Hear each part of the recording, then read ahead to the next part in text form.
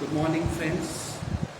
In my last lecture, I spoke about what conceit is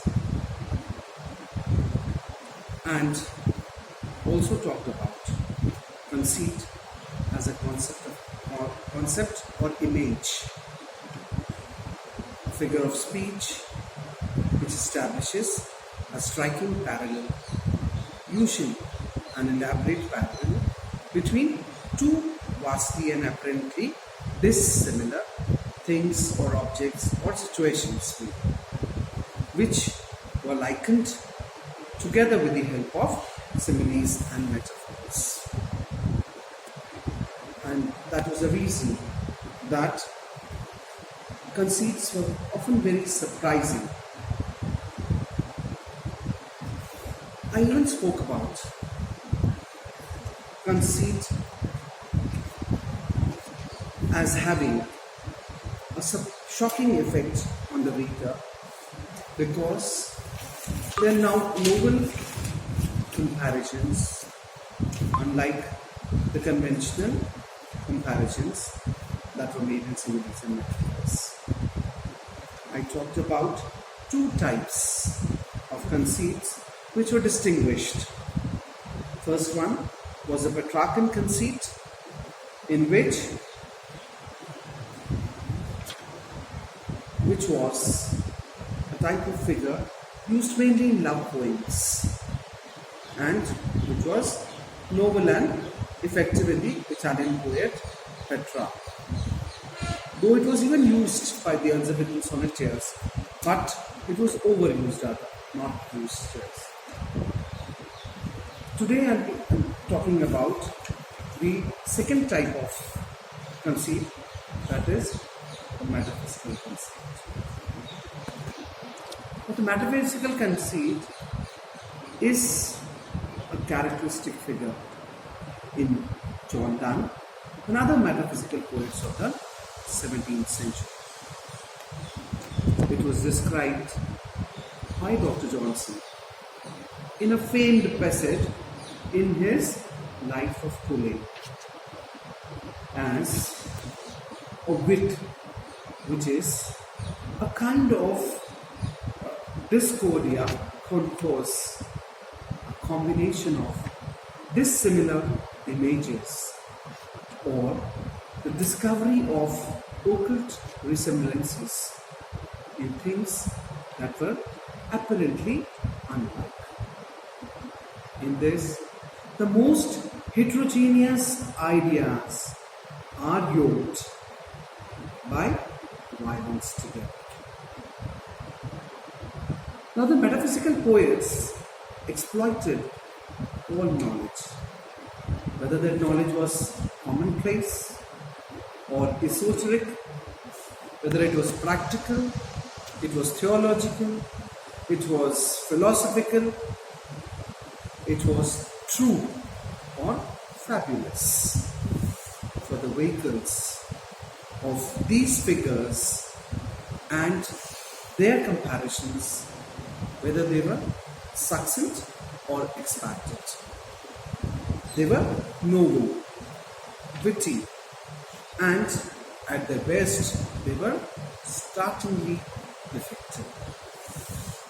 For example, in sharp contrast to both the concepts and the figures of conventional Petrarchism in Donne's poem, The Flea, what we find is that this poem uses flea, which has bitten both the lovers. Now, this flea is used as a basic reference for its argument against the lady's coyness.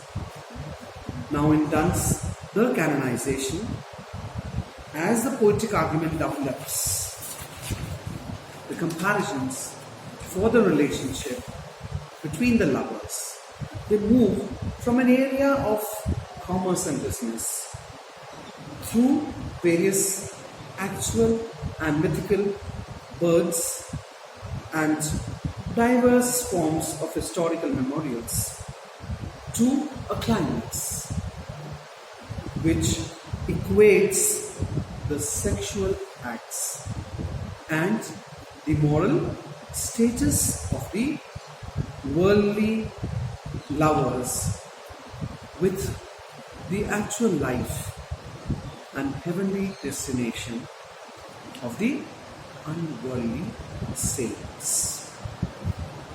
Its best example of the most famous sustained conceit is Dunn's parallel, as we find in a valediction forbidding mourning.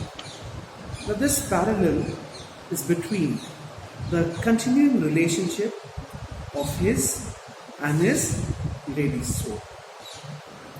Despite their physical parting, to the coordinated movements of the 2 feet of a draftsman's compass. A well-known instance of the chilly and hyperbolic ingenuity of the overdriven metaphysical conceit is Richard Crashaw's description in Saint Mary Magdalene of the tearful eyes of the repentant Magdalene, which reads as 2 faithful fountains, 2 walking baths, 2 weeping motions, portable and compendious oceans. After the great revival of the metaphysical poets, in the 1920s, a number of modern poets exploited this type of conceit. More example are T.S. Eliot's comparison of the evening to a patient with rice upon a table in his poem The Love Song of J. Alfred Prufrock, and a series of startling figurative vehicles in Darlin Thomas's In Memory of N. Jones. The vogue for such conceits extended even to the popular love songs in the 1920s and later on by well-educated composers such as Cole Porter's You Are the Cream in My Coffee and You Are the Tops. I hope you must have followed both the parts of my lecture and well understood what I tried to say. Thank you so much. That's all for now. Goodbye.